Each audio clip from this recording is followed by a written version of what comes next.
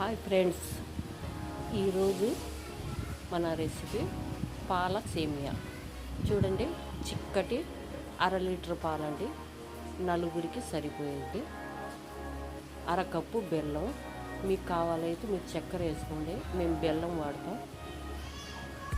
చూడండి ఎంత బాగున్నాయో. ఇవి నంద్యాల నుండి అమ్మేవాళ్ళు. ఉదయం ట్రైన్కి పాపం గంపల్లో తీసుకొస్తారు, మళ్ళీ నైట్కి వెళ్ళిపోతారు అమ్మేసి.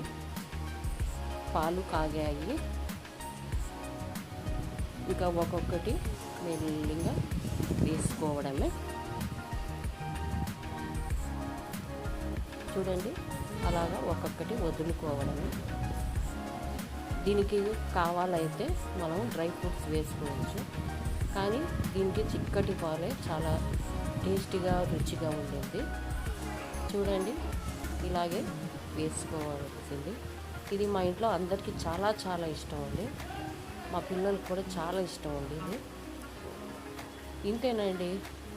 ఈ రెసిపీ మీకు నచ్చినట్లయితే షేర్ చేయండి, లైక్ చేయండి, సబ్స్క్రైబ్ చేయండి.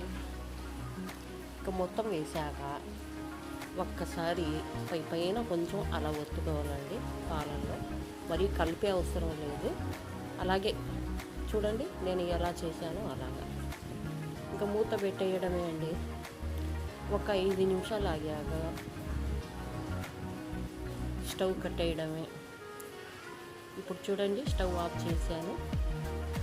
ఎమ్మీగా ఉండే, టేస్టీగా ఉండే మనకు పాల సేమియా రెడీ. అలాగే చూడండి ఎంత బాగా వచ్చిందో. ఇంతేనండి. ఈ వీడియో నచ్చినట్లుగా అయితే షేర్ చేయండి, లైక్ చేయండి. Thank you.